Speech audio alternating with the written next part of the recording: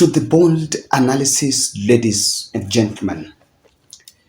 Today, I have actually followed a very unfortunate story about how the position of DCI, that left vacant, the vacant position of DCI, the behind the scene tussle between two communities that wrestled for that before the president William Ruto called the shot by picking Mohamed Amin as the new DCI boss.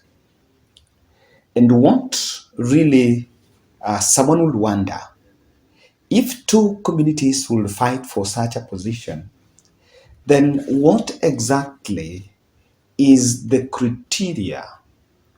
Are we dropping merit? What is the stake of the other 41 communities in the country? I don't want to go beyond that because it can sound tribal. But again, that's unfortunately how things are turning out. And in this video, I want us to look at this keenly. Kindly subscribe to our channel, click the notification bell, and like our video. I also want to remind us about the 50 shillings challenge, donation towards the purchase of one new camera to help our production team as Team Bold in producing the exclusive interviews. And of course, it will help us in taking the other random shots apart from the one camera. The one camera does the other established shots. So the number is up there. I want to say thank you for those who have been contributing. I believe we are short of it by 29,000. That by the end of the campaign, that is 22nd, we'll be in a position to pull it to bring it to conclusion. So I want to say the number is up there: 0710 62 78 89. What this country, what we are experiencing and what we are reading in the papers and the talk of town does not augur well for the unity, reconciliation, and mainstreaming of government agenda or government development to the country. I mentioned that one way to avert what will be a civilian coup or what will be a civilian rebellion against the president is the main claim against Kenya Kwanza is mainstreaming of development. But there is more to that. What happened before William Ruto settled on Mohamed Amin as the DCI boss is a drama, and as someone says, come on drama, come a video. Now, initially first, the position of the DCI to remain vacant was actually left after Kinoti, I can say without fear of contradiction, forcefully decided to exit the stage. His term was coming to an end, I think, in the next 2 or so years. Then after that, George Kinoti is actually coming from Meru region. Martha Koome is from Meru, and you can name them.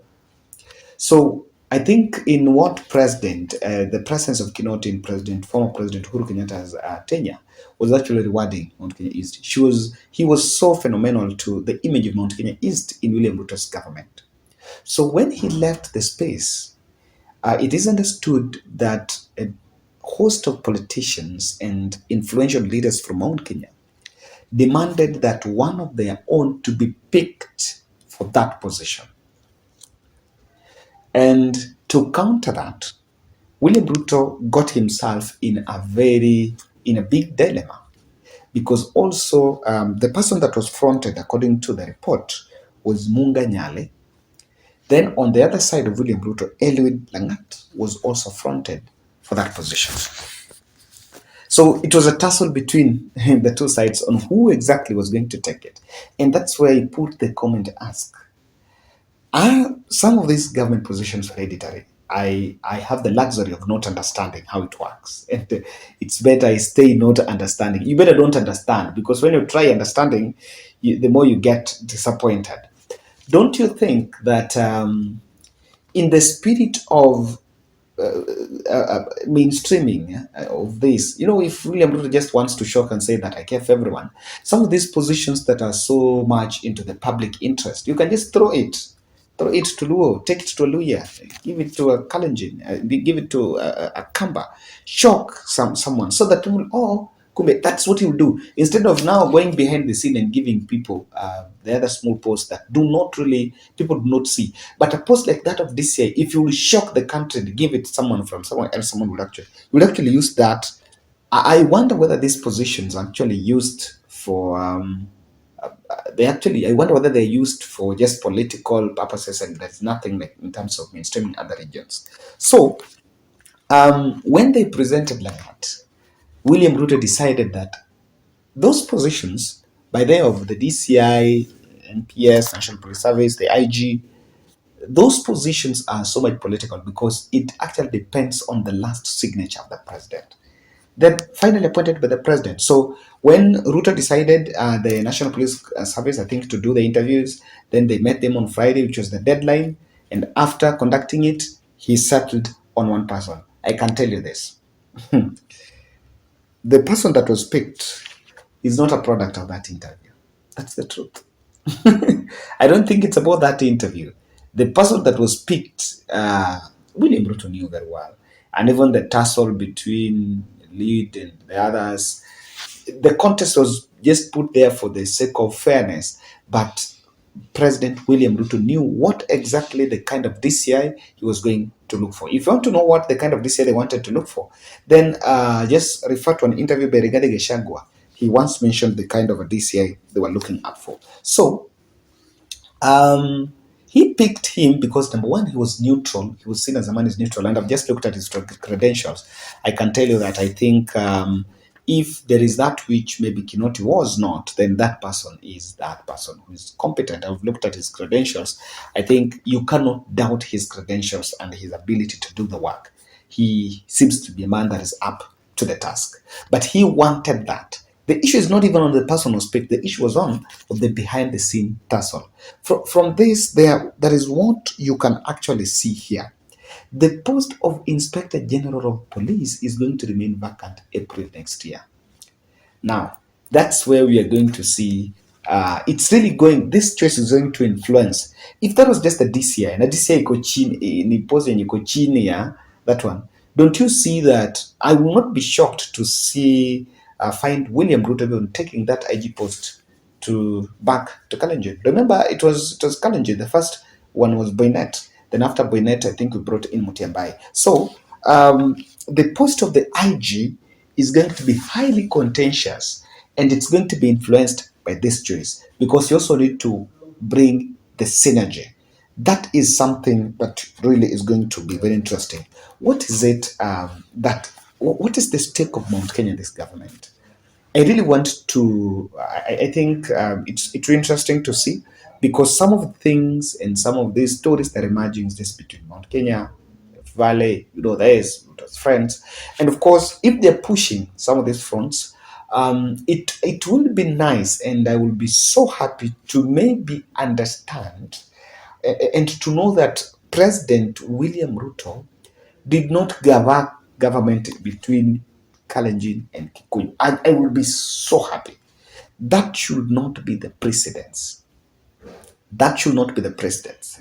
Because government civil servants are not very silent. Watashare waseme huyu ako huku, and it will not be it. And I think, if you ask me, William Ruto is actually managing everything. He is on top of his game. I agree with the good lawyer Abnana say that those people who are lobbying third parties saying if you're being posted any post somewhere within government and William Ruto is the center of everything, you're wasting your money, you're wasting your time, you're wasting your resources. If you have an access to William Ruto, then maybe that's the person you should talk to. The president William Ruto is not a man that is just leaving every stone unturned. He seems to be on a mission. He seems to understand everything and is not leaving things to fall into place. That's interesting. He's not leaving things to fall into place. So people who think that this is not, I can speculate that William Ruto knew who he was going to pick for that post. So whether Mount Kenya mafias and Kalenjin guys were coming and regrouping to mobilize, he already knew that it had to work. And it will take William Ruto to break from the influence of an illuminous deep state. If he succumbs to pressure from that deep state, there are people that are formed. They say there's no deep state, but I can tell you that it exists. It's not an organization. It's not a group of people that you can actually point and say they are meeting together. But deep state are just people that are close to the presidency and they're serving their own interest.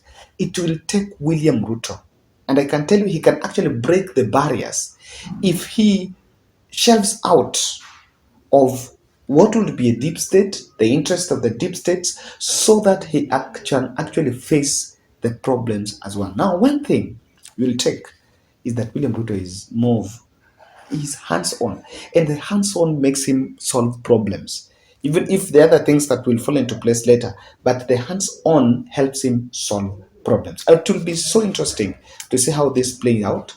And of course, what do you think will take shape in future in terms of government appointments?